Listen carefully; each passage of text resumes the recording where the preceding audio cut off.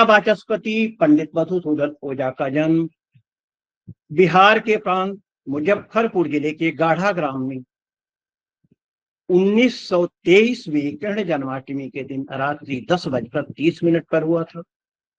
आप पंडित वैद्यनाथ ओझा के पुत्र थे। पंडित वैद्यनाथ ओझा के श्रेष्ठ भ्राता थे राजीव लोचन ओझा जी। आप को दत्तक पुत्र में इन्होंने स्वीकार किया। पंडित राजीव लोचन ओझा जी जयपुर परिवार के राजा के आश्रित जयपुर में निवास करते थे। अतः आदरणीय विद्या वाचस्पति ओझा जी का भी वहां पर आगमन हुआ। इससे पूर्व आचार्य ने अपनी शिक्षा जयपुर, बनारस, दरभंगा आदि से प्राप्त की थी। सर्वशास्त्र निष्णात ओझा जी ने शिव कुमार शास्त्री जी के अंतःवासित्व में व्याकरण, न्याय, मीमांसा आदि शास्त्रों का गहन अध्ययन किया और उसमें वो पारंगत हुए। इन्होंने पंडित शिव कुमार शास्त्री जी की आज्ञा से भगवान कामेश्वर की उपासना करते हुए इन्होंने अपने लक्ष्य को प्राप्त करने के लिए अत्यंत परिश्रम किया और अपने जीवन के मध्य काल तक ही समुचित प्राप्ति की। साथ में विद्वानों के बीच में इन्होंने अपने वैदुष्य को प्रकट करके लोगों को चमत्कृत किया। 1902 में जयपुर नरेश महाराजा माधव सिंह के साथ आपकी ऐतिहासिक यात्रा इंग्लैंड के लिए हुई। वहां पर आपने वेद की वैज्ञानिकता पर एक संदर्भपूर्ण व्याख्यान से सभी विद्वानों की आंखें खोल दी। उनके वैदुष्य की चर्चा के सामने सभी विद्वान वहां के नतमस्तक हुए। अनेक पाश्चात्य विद्वान वेद के अनुसंधान में भी उनकी वजह से प्रवृत्त हुए, ऐसा शास्त्र में वर्णन मिलता है। असंख्य विद्वानों को उन्होंने प्रेरित किया और वे सभी लोग वेदानुशीलन में तत्पर हुए। अपने जीवन काल में ओझा जी ने प्रभूत साहित्य का सृजन किया। संस्कृत रत्नाकर के वेदांग में आपके द्वारा सृजित 288 ग्रंथों की नामावली मिलती है। कहीं ऐसा भी विवरण प्राप्त होता है कि आपने 108 ग्रंथों का सृजन किया। वर्तमान में आपके हस्तलिखित ग्रंथों की पांडुलिपियां भी प्राप्त हुई हैं। वाचस्पति श्री पंडित मधुसूदन ओझा की सारस्वत साधना में ब्रह्म विद्या, जिसमें कि दिव्य विभूति, जगत वैभवम, भारतकुल वैभवम, स्वर्ग संदेश, इंद्र विजय आदि ग्रंथों के साथ इस साथ विज्ञान, मधुसूदन ग्रंथ, ब्रह्म विनय, ब्रह्म समन्वय आदि ग्रंथों का इन्होंने इसकी रचना की। यज्ञ विज्ञान के अंतर्गत आपने निमित्त कला, वैस्वरूप निमित्त, ऋषि निमित्त, देवा निमित्त, यज्ञ विहाराध्याय, यज्ञ विनय पद्धति, यज्ञ कौमुदी, प्रयोग पारिजात आदि ग्रंथों की रचना की। पुराण समीक्षा के अंतर्गत आप विश्व विकास ग्रंथ, मनवंतर निर्धार, विश्व सृष्टि संदर्भ, आर्य भुवन कोश आदि ग्रंथों का आपने इनका प्रणयन किया। इसके साथ साथ कथन समुच्चय, दैवत मीमांसा, वेद पुराण आदि शास्त्रावतार आदि ग्रंथों पर भी आपने काम किया। वेदांग समीक्षा के अंतर्गत वाक्य पलिका, वर्ण समीक्षा, छंद समीक्षा, ज्योतिष चक्रधर के अंतर्गत आपने तारा विज्ञान, गोल विज्ञान, होरा विज्ञान और कादम्बिनी ग्रंथ की रचना की। कादम्बिनी ग्रंथ के ऊपर आपकी सौदामिनी व्याख्या भी है और आपने स्वयं ही इस पर व्याख्या की है। इससे यह स्पष्ट होता है कि आपने इसकी व्याख्या करके शास्त्र के साथ शास्त्र को वह देने का प्रयास किया जो वाकई वहां के लिए आवश्यक था। शास्त्र परिचय, वेदार्थ भ्रम निवारण, जाति पंजिका, पंचभूत समीक्षा आदि में भी आपका अभूतपूर्व योगदान रहा है। कादम्बिनी की विषय वस्तु का मुख्य आधार मेघमाला है। मेघमाला जैन धर्म का ग्रंथ है जिसका अर्थ होता है बादलों की माला। इसे ज्ञानार्णव नामक एक जैन ग्रंथ में वर्णित किया गया है। 11वीं शताब्दी का है। इस ग्रंथ के अनुसार मेघमाला शब्द सुखद इंद्रिय विषयों के साथ संबंध का प्रतीक है जो कि क्षणभंगुर और मायावी होते हैं, जैसे सपने। 11वीं शताब्दी के ज्ञानार्णों के अनुसार मेघमाला बादलों की श्रृंखला को संदर्भित करता हुआ यह ग्रंथ है। सूर्यचंद्र द्वारा लगभग 2200 श्लोकों में इसकी रचना की गई है। तदनुसार सुखद इंद्रिय विषयों के साथ संबंध, जिसका प्रभाव सपनों की तरह से है, क्षणभंगुर है, इस तरह के प्रभावों का आपने यहाँ पर जब आप इसको ज्योतिष के विषय में, कुहरे के विषय में, ओला के विषय में लाते हैं, तो यह कोला, ओला, कुहरा आदि भी इसी तरह से क्षणभंगुर होता है। वेद का मुख्य विषय होने के कारण ज्योतिष वेदांग के अंतर्गत आता है और वेद को कहा गया है यज्ञो वा श्रेष्ठ तमम कर, जातक के लिए, जो व्यक्ति के लिए आवश्यक है, यज्ञो वा श्रेष्ठ तमम कर्मम जागादिरेव धर्म। इन वाक्यों से वेद का मुख्य प्रयोजन होता है कि यज्ञ का संपादन कर, याज्ञिक क्रिया भी काल विशेष में किए जाने पर ही सफल होती है। उस काल विशेष का निर्धारण ज्योतिष शास्त्र के द्वारा ही संभव है, अन्य किसी शास्त्र के द्वारा नहीं। इस विषय में आचार्य लगध ने वेदांग ज्योतिष में कहा है, वेदास्तु यज्ञार्थम अभिप्रवृत्ता कालानुपूर्वा विहिताश्च यज्ञा तस्मादिदं काल विधान शास्त्रम जो ज्योतिषम वेद स वेद यज्ञ। इसी संदर्भ में आचार्य भास्कराचार्य ने जो कहा है, वेदास्तावद यज्ञ कर्म प्रवृत्ता यज्ञा प्रोक्तास्ते तु कालाश्रयेण शास्त्राद तस्मात् कालो बोधो यतः स्यात् वेदांगत्वं ज्योतिषस्योक्तमस्मात्। यज्ञादि कर्मों के द्वारा मनुष्य को इष्ट की प्राप्ति और अनिष्ट का परिहार करना वेद का परम लक्ष्य है। कहा गया है, इष्ट प्राप्ति अनिष्ट परिहार्यो लौकिकम उपायम वेदयति जो ग्रंथौ स वेद। उपर्युक्त यज्ञादि कर्म काल पर आश्रित है। काल के प्रभाव के संबंध में कहा जाता है, कालाधीनम जगत सर्व कालः सृजति भूतानि कालः संहरति पिता। ऐसा भी कहा गया है, ग्रहाधीनम जगत सर्वम मंत्राधीनम च देवता। ज्योतिष शास्त्र को काल विधान शास्त्र कहते हुए सूर्य सिद्धांतकार ने जो कहा है, काला नामान प्रकृत कालम कालोन्य कलनात्मक है सद्विधा स्थूल सूत्रामूर्तश्चामूर्त वेदा हि यज्ञार्थम अभिप्रवृत्ता कालानुपूर्वा वेदास्य यज्ञ तस्मादिदं काल विधान शास्त्रम यो ज्योतिषम वेदस वेद ज्ञान। वेदांग ज्योतिष में ऐसे वर्णन आता है। यह सूक्तियां यूं ही प्रसिद्ध नहीं है। मानव जीवन काल तथा कर्म के अधीन है, जैसा कि आचार्य वराहमिहिर ने लघु जातक ग्रंथ में कहा है, यदुपचित मन्य जन्म शुभाशुभम तस्य कर्मणः पंक्तिम व्यंजयति शास्त्र में तत्तमस द्रव्याणि दीपिंग। व्यक्ति अपने पूर्व जन्मों के कर्म के अनुसार ही भिन्न प्रकार की प्रवृत्तियों में लिप्त होकर के अपने भाग्य का निर्माण करता है। ज्योतिष शास्त्र का एक अन्य नाम भी है ज्योतिष शास्त्र, अर्थात प्रकाशदायक शास्त्र।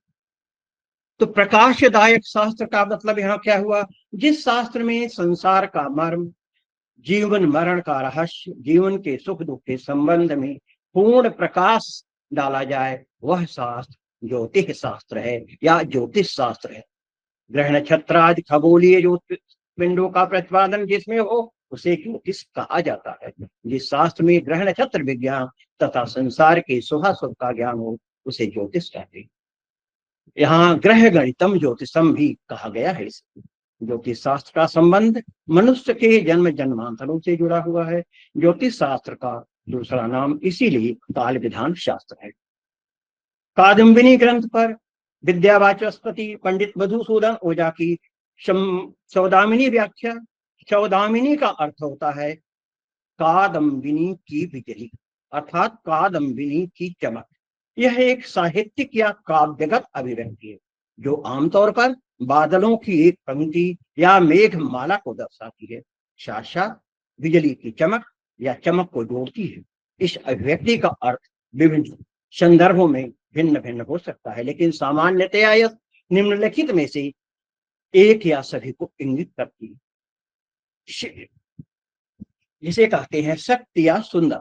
कादम्बिनी बादल, सौदामिनी बिजली, दोनों की प्रकृति शक्तिशाली और सुंदर शक्तियों का प्रतिनिधित्व करते हैं। इसलिए इस अभिव्यक्ति का अर्थ हो सकता है शक्ति और सुंदरता का मिलन। अचानक चमक, सौदामिनी अचानक और चमकीली होती है, जो अचानक होने वाली चमकीली घटना को दर्शाती है। इसका अन्य अर्थ हो सकता है प्रेरणा और उत्साह। इस अभिव्यक्ति का अर्थ हो सकता है किसी व्यक्ति में या किसी स्थिति में एक अचानक प्रेरणा या उत्साह का संचार होना। उदाहरण के लिए कादम्बिनी की सौदामिनी का अर्थ हो सकता है एक सुंदर महिला का अचानक चमकना, जो उसके अंतर की शक्ति और सुंदरता को दर्शाता है। एक कवि या लेखक की रचना में अचानक एक नया विचार या नई भावना का प्रकट होना। एक कठिन परिस्थिति से बाहर निकलने के लिए अचानक एक नए दृष्टिकोण का समाधान। संक्षेप में, कादम्बिनी की सौदामिनी एक साहित्यिक अभिव्यक्ति है जो प्रकृति की शक्ति और सुंदरता को अचानक चमक को दर्शाती है। यह अभिव्यक्ति विभिन्न संदर्भों में उपयोग की जा सकती है, लेकिन आमतौर पर यह सुंदरता, शक्ति और अचानक चमक को दर्शाती है। कादम्बिनी पंडित मधुसूदन ओझा की ग्रंथमाला की 10वीं। पंडित ओझा के द्वारा पर्जन्य शास्त्र मेघमाला को आधार बनाकर यह ग्रंथ वृष्टि विषयक निमित्त का स्पष्ट प्रतिपादन करता है। इसके साथ वृष्टि का यज्ञ के साथ संबंध, आप यज्ञ की जागृतता, उत्पत्ति एवं स्वरूप का स्पष्ट रूप ही इस ग्रंथ में प्रतिपादित किया गया है।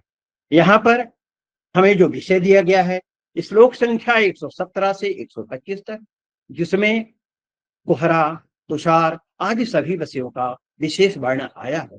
कोहरा की बात जब हम करते हैं, जिसको हम फाग या मिस्ट के नाम से भी जानते हैं, when there is a fog, there are a tiny drop of water in the air, which form a thick cloud, or it's referred to the condition where the air is filled with teeny water drop and make it difficult to see the things. Tushar के पर्यायवाची शब्द हैं पाला, him, बर्फ, सबनम, निशाजल, तुहिन।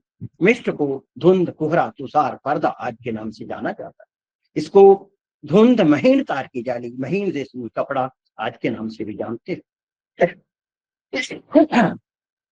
यहाँ पर धुआं, धूम, धुंध आदि का भी प्रयोग किया गया। अंधेरा, अंधकार, तम आदि का भी प्रयोग आया है। अंधेरा, अंधकार, काला रंग, अज्ञानता, प्रकाश का अभाव, धुंध आदि। ओष का यहाँ पर उपयोग हुआ शब्द आया है। ओष की भूत प्रकृति की शुद्धता और ताजगी का प्रतीक है। सादगी में संवेदनशीलता और सुंदरता का प्रतिनिधित्व करती है। यह जीवन की क्षणभंगुर प्रकृति को दर्शाती है। फूलों और घास पर छोटी छोटी बूंद के साथ सुबह की कल्पना को बढ़ाती है, जो चमकते हुए मोतियों के समान। उसकी वैज्ञानिक अवधारणा, जिस तापमान पर हवा संतृप्त होकर उसे ओसांक या ओस बिंदु कहते हैं। संतृप्तावस्था के बाद वायु को ठंडा करने पर संघनन प्रारंभ हो जाता है। 100% सापेक्षिक आर्द्रता के साथ अतिरिक्त आर्द्रता का संघनन हो जाता है। यदि तापमान 30 डिग्री फ़ारेनहाइट के ऊपर हो तो तरल रूप से ओस, कोहरा, बादल आदि प्रकट होते हैं। हिमम चतुर्विधम दृष्टम प्रालेयम तु तुषारकम भूमिका चा व्यवस्थेषां सूक्ष्मं परमं परम जले तु कठिनीभूते प्रालेयम तुहिनं समं मेरु प्रान्ते हिमाद्रौते कारकाद्भौत्यति वर्षणान्ते कारकावष्णान्ते तभ्यं द्वेभ्यं त्रयं योत्य कर्म कंपनो वक्षा नासयित स तुषारक प्रातः काले विशेषेण भूमिका पौषमागयो क्षीणोत्यर्क कर्म सर्वाणा विभ्रोति कुढ़ी है कुहेलिश्च कुहेलिका नभेरेणु कुंझटिका कुंझटी च भूमिका धूम्रमयसी रतांध्रीति च कथ्यते स चातुर्थ घनीभूत अवश्याय पत्नोद्भवा प्रतिवासर समुत्थाय क्षुद्र अपाम कण प्रतिरात्रम प्रवर्षति सोवश्यायम इति प्रालेय विशेषण प्रलय संबंधी है। तुषार, वर्षा, हिम आदि इनका पर्यायवाची शब्द हो सकता है। प्रालेय का अर्थ हिम, बर्फ, तुषार, पाला। भूगर्भ शास्त्र के अनुसार वह समय जब उत्तरी ध्रुव पर अत्यधिक हिम पड़ने से सब पदार्थ और वनस्पतियां नष्ट हो जाती हैं तथा कोई जीव जंतु वहां पर नहीं रह पाता। अवश्याय का अर्थ है संस्कृत भाषा में अवश्य होगा शब्द के समान यह निश्चित रूप के लिए यहाँ पर प्रयोग में आता है। इसका अन्य अर्थ भी वर्षा के निमित्त हो सकता है। सबसे सामान्य अर्थ जो किसी बात की पुष्टि करता है। यहाँ श्लोक संख्या 117-18 में धारांकुर धारांकु वर्षोत्पल घनोत्पल मेघोपल मेघासी मटकी पुंजिका बीजोदक खन कफ वारचर करका, ये सब ओलों के नाम है। अधिक ओलों के गिरने से दुर्भिक्ष की संभावना होती है। कृषक समुदाय इससे बहुत ही व्यथित होता है, फसलें बहुत ही नष्ट हो जाती है। इसी तरह से हिम की को 4 तरह का बताया है। प्रालेय तुषार धूमिका अवश्य है। इसमें अगला अगला और छोटा अर्थात सूक्ष्माति सूक्ष्म होते चला जाता है। जल जब वर्फ के समान कठिन हो जाया करता है तो उस स्थिति को प्रालेय कहा जाता है। मुख्यतः यह घटनाएं मेरू प्रांत में, हिमालय में और ओले आदि में इस प्रालेय का रूप दिखाई देता है। तुषार वही स्थिति है जो अपने बरस जाने के बाद और ओलों के बरसने के बाद 2-3 दिन तक अत्यंत पाने वाला तथा वृक्षों का नाश करने वाला होता है। ये उनका वह स्थिति है जो प्रातः काल में पौष माह के महीनों में सूर्य की किरणों को छीड़ कर देता है, निस्तेज कर देता है, अर्थात धुओं की तरह सूर्य के प्रकाश को ढक लेता है। कुहिड़ कुहेड़ी कुहेड़िका नभोरेणु कुंजरिका कुंजटी भौममयसी रतांद्री, ये धूमिका का नाम है। यह धूमिका अत्यंत घनी धूली बनकर अवश्य अर्थात ओस के पतन का कारण बनती है। हर रोज जल के छोटे छोटे कण प्रति रात्रि में बरसते हैं, उसे अवश्य ओस कहते हैं। उसका निर्माण मुख्यतः शरद ऋतु और सर्दियों में होता है। इस समय रातें लंबी होती है और हवा ठंडी होती है, जिससे हवा में मौजूद नमी सतहों पर संग्रहित होकर ओस के रूप में बदल जाती है। कर्का धारांकुरु धाररंकु वर्षोत्पल घनोत्पला मेघोपलश्च मेघास्ति मटकी पुंजिकापि च बीजोदकम घन कपो वारचारकार कापि च भूयसाकार पाति दुर्भिक्षम तत्र जायते। ये सब दुर्भिक्ष का कारण बनते हैं। ओला के समानांतर शब्द है। कर्का घनपूर्ण तोयडिम धारांकुर पयोघन पादच्य पुंजिक बिनौरी वियोदक मेघास्ति आदि सभी ओला के समानार्थक शब्द हैं। ओलावृष्टि का अर्थ है वर्षा जो बर्फ के गोलों या टुकड़ों के रूप में। यह वर्षा आमतौर पर गरज के साथ होती है और इसका व्यास 5 मिलीमीटर लगभग 0.2 इंच से लेकर के 15 सेंटीमीटर लगभग 6 इंच तक हो सकता है। ओले जिसको हेलस्ट्रोम भी कहते हैं, ओले बर्फ के टुकड़े होते हैं जो बारिश की बूंदों से बनते हैं, लेकिन हवा के दबाव के साथ तापमान के साथ जम जाती है और फिर नीचे गिरते हैं। ओलावृष्टि होलस्ट्रोम ओलावृष्टि एक मौसम की घटना है जिसमें ओले गिरते हैं। प्रभाव ओलावृष्टि इमारतों वाहनों अन्य चीजों को नुकसान पहुंचाती है। ओले आमतौर पर बसंत गर्मी और पतझड़ में बनते हैं। सर्दियों में अक्सर ओले बनते हुए नहीं देखे।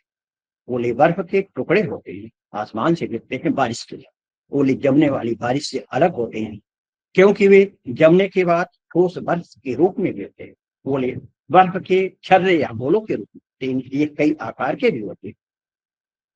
ओले के बनने की प्रक्रिया क्या है? जब बर्फ के टुकड़े एक बादल से टकराते हैं, पानी में पिघलते हैं और फिर जम जाते हैं। जब वे ऊपर की ठंडी हवा के साथ गिरते हैं और जम जाते हैं। ओले और जमने वाली बारिश में अंतर क्या है? जमने वाली बारिश तरल पानी की बूंद होती है जो जम जाती है और जमीन पर गिरती है, जबकि ओले ठोस बर्फ के रूप में गिरते हैं। ओलों की पहचान: ओले बर्फ के छर्रों या गोलों के रूप में हो सकते हैं, वे कई आकार के हो सकते हैं। बारिश के साथ साथ ओले बढ़ रहे हैं, अर्थात ओले आसमान से गिरते हैं। ओश वातावरण में फैले हुए वाष्प का वह रूप जो जमकर जल बिंदु छोटी छोटी बूंदों में परिवर्तित होकर पृथ्वी पर गिरता है और ओस बनने की प्रक्रिया का संघनन से सीधा जुड़ाव होता है। वातावरण में 100% सापेक्षिक आर्द्रता होने से वायु संतृप्त हो जाती है और संघनन आरंभ होता है। स्काईमेट के अनुसार जब आसपास में तापमान 0 से कई डिग्री कम हो जाता है तो वहां में मौजूद नमी ठंडी बूंदों के रूप में जम जाती है, जिससे धीरे धीरे यह बर्फ के गोले का रूप धारण कर लेती है, जिसे ओले कहते हैं। वायुमंडल में बर्फ के टुकड़े बनते हैं, जमीन की ओर गिरते हैं। अगर वे हवा की गर्म परत से गुजरते हैं तो बर्फ के टुकड़े पिघल जाते हैं और तरल में बदल जाते हैं। जैसे ही वे गर्म हवा से गुजरते हैं और ठंडे सतह के तापमान की ओर बढ़ते हैं, तरल बर्फ फिर छर्रों के रूप में जम जाते हैं, जिसे ओला के नाम से जाना जाता है।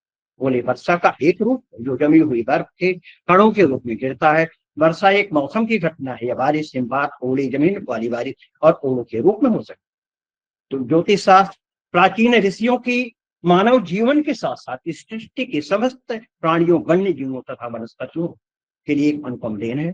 प्राचीन काल से लेकर आज तक सृष्टि का कोई कालखंड ऐसा नहीं है जिस पर ज्योतिष शास्त्र की रीतियों ने अपना प्रभाव न डाला हो। इस सृष्टि का नियंता सूर्य है। सूर्य के प्रभाव से ही समस्त संसार तथा वनस्पति जगत अपना पोषण तैयार करते हैं।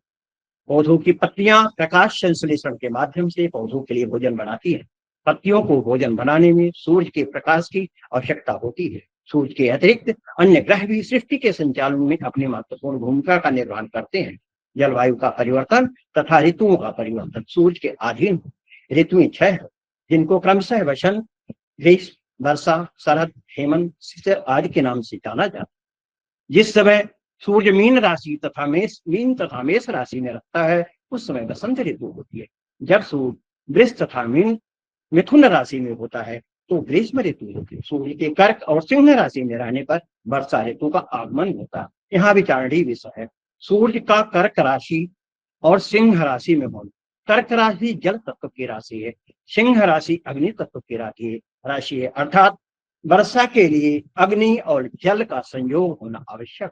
इसी कारण से इस समय वर्षा के कारण बनते हैं और वर्षा होती है। कन्या तथा तुला राशि का सूर्य शरद ऋतु के आगमन पर का सूचक है। इस तरह से अन्य ऋतुओं सूर्य के विभिन्न राशियों में होने से अन्य ऋतुओं का आगमन होता है। ज्योतिष शास्त्र के माध्यम से शुभाशुभ का विचार करने में ग्रहों, राशियों, नक्षत्रों को अहम भूमिका होती है, जिसके द्वारा ज्योतिष शास्त्र के विद्वानों ने इसके भूत, भविष्य, वर्तमान के साथ साथ संपूर्ण ब्रह्मांड की गतिविधियों में, वातावरण में परिवर्तन, जलवायु में परिवर्तन, त्रिविधि उत्पातों तथा वृष्टि का विचार किया है। अन्न संसार की सबसे अहम वस्तु, अन्न पैदा करने वाली सभी फसलें वर्षा के ऊपर निर्भर हैं। गर्ग, पराशर, कश्यप आदि ऋषि गर्भ लक्षण को देखकर वर्षा काल के लक्षण का उत्कोच किया करते थे। कुछ विद्वानों का विचार है कार्तिक शुक्ल पक्ष की पूर्णिमा के बाद गर्भ का समय शुरू होता है, परंतु इस मत से सभी विद्वान सहमत नहीं है।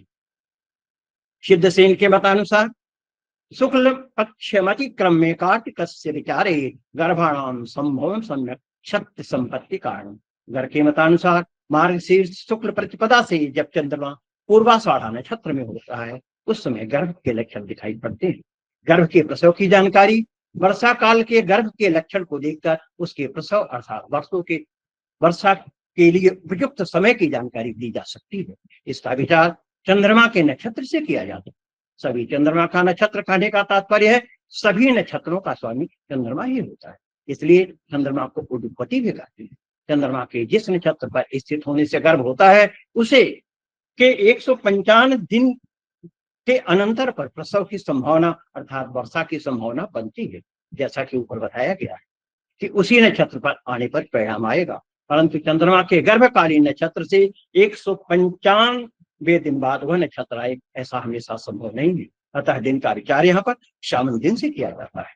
यदि गर्भ का समय कृष्ण पक्ष में हो तो प्रसव काल शुक्ल पक्ष, या यदि गर्भ का समय शुक्ल पक्ष हो तो कृष्ण पक्ष में प्रसव होता है।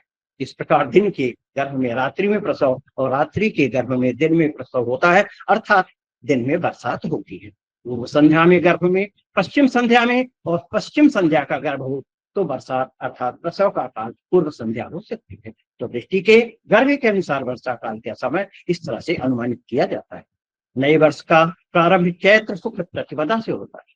मास की गणना करते समय चैत्र शुक्ल प्रतिपदा से मास का विचार करना चाहिए। चैत्र शुक्ल प्रतिपदा से वैशाख अमान्य तक एक मास, इस तरह से वैशाख शुक्ल प्रतिपदा से आगे की गणना होती है। यदि गर्भ पौष किस पक्ष का हो तो प्रसव या वृष्टि श्रवण शुक्ल पक्ष में होगी। माघ शुक्ल पक्ष के गर्भ में वृष्टि का समय श्रवण कृष्ण पक्ष में होगा। बृहद संहिता में आचार्य गर्ग का मत है शुक्लाद्यौ मार्गशीर्षस्य पूर्वाषाढ़ा दिवस्थिते निशा करेतु गर्भाणां पुत्रादौ लक्षणं भवेत्।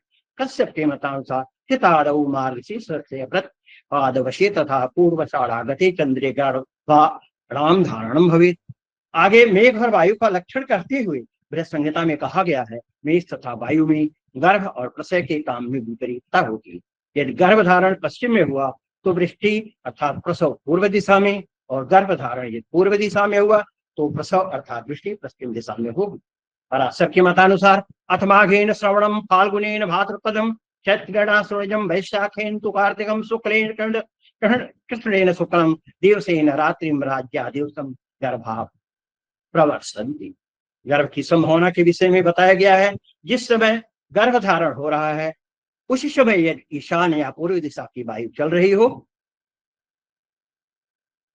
तो आकाश निर्मल स्पर्श सुखदायक आह्लादक हो, स्निग्ध तथा श्वेत परिवेश हो, में व्याप्त हो सूर्य, चंद्र आकाश में विस्तृत हो, मेघ स्निग्ध सूर्याकार तथा लोहित मेघ काक के अंडे के समान, मयूर के कंठ के समान, आकाश निर्मल और चंद्र और नक्षत्रों से युक्त हो, मेघों का शब्द मधुर हो, उसमें विद्युत तथा प्रति सूर्य का आकर्षण हो, पूर्वा परा संध्या सूर्य से अभिमुख हो, उत्तर ईशान या पूर्व दिशा में स्थित तक उत्पात रहित होकर उत्तर मार्ग से ग्रहों का गमन, मनुष्यों तथा पशुओं और वनस्पतियों में हर्षोल्लास, यदि इस प्रकार के लक्षण दिखाई दे तो समझे कि वातावरण में पुष्ट गर्भ है। पुष्ट के गर्भ होने से अच्छी वर्षा होने की संभावना बनती। ऋतु के अनुसार गर्भ का ज्ञान करने के लिए यदि पौष तथा मार्गशीर्ष मास में दोनों संध्याओं में रक्त और परिवेश युक्त मेघ दिखलाई पड़ता हो तो शुभ फलदाता प्रदाता होता है। मार्गशीर्ष में अल्पशीत तथा पौष में हिम का गिरना शुभ फलदायक होता है। माघ मास में भयंकर वायु, हिम युक्त मलिन कांति वाले सूर्य और चंद्र तथा सूर्योदय तथा सूर्यास्त के समय मेघ का अभाव शुभ फलदायी होता है। फाल्गुन में रुक्ष तथा तेज वायु, मेघों का उदय, सूर्य चंद्र की निर्मलता तथा अखंडता, कपिल या ताम्रवर्ण का सूर्य शुभ फलदायी होता है। चैत्र मास के शुभ गर्भ के लिए आवश्यक है कि वायु में वृष्टि युक्त परिवेश। अतिवृष्ट सूचक की चर्चा करते हुए कहा गया है कि तमाल वृक्ष, नीलकमल, अंजन के समान अजकर्ण अथवा चांदी मोती के समान श्वेत या चल जंतु के समान कांति वाले मेघ अतिवृष्टि कारक होते हैं। इसी प्रकार तीक्ष्ण सूर्य किरण से तपित अल्प वायु से युक्त गर्भकालिक मेघ 195 दिन रुष्टि की तरह कुपित होकर के धारा प्रवाह वर्षा करते हैं। गर्भनाश का लक्षण बताते हुए शास्त्रकार ने कहा है, यदि गर्भ काल में उल्कापात, विद्युत गर्जना, धूल की वृष्टि, दिशाओं में तपन, जलन, भूकंप, कीलक केतु का दर्शन हो, ग्रह युक्त इंद्रधनुष, चंद्र, सूर्य ग्रहण आदि का प्रकोप दिखाई पड़े तो गर्भ के नाश की संभावना बनती। नक्षत्र वशात अतिवृष्टि योग के बारे में शास्त्रकार ने कहा है, सभी ऋतुओं में पूर्वा भाद्रपद, उत्तर भाद्रपद, उत्तराषाढ़ा, पूर्वाषाढ़ा, रोहिणी, इन 5 नक्षत्रों से पुष्ट हुआ गर्भ प्रसव काल में अतिवृष्टि करने वाला होता है।